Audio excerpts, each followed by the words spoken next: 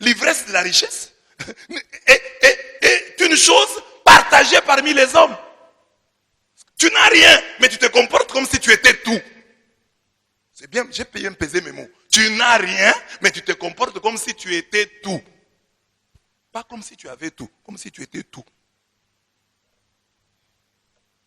Chaque fois que nous ne l'écoutons pas, quand même tu viens à l'église, on prêche, tu n'écoutes pas. C'est l'ivresse de la richesse.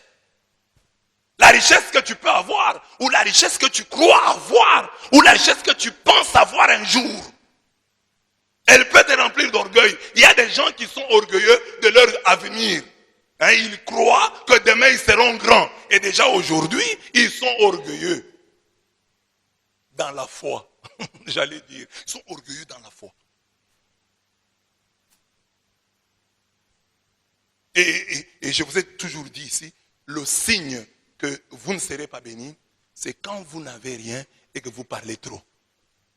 Soyez sûr que quand vous n'avez rien et que vous parlez trop, vous ne serez pas bénis. C'est un signe qui ne trompe pas. Regardez dans la Bible, les gens de la Bible que Dieu a bénis, ne parlez pas.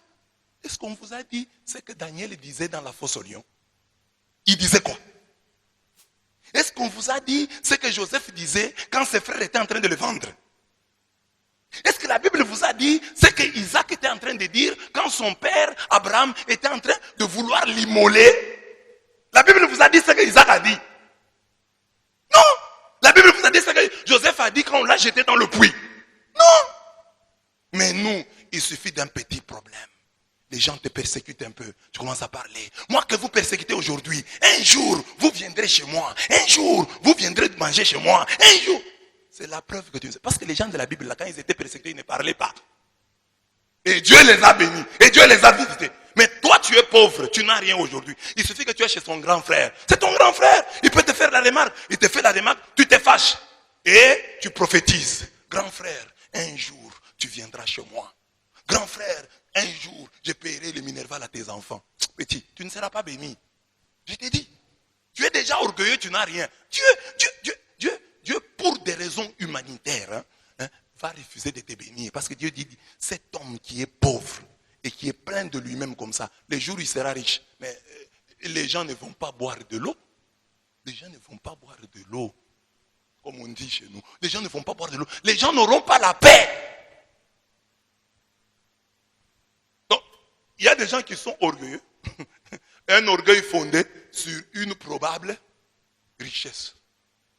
Sur une probable bénédiction. C'est pas ça la foi, ça c'est l'orgueil.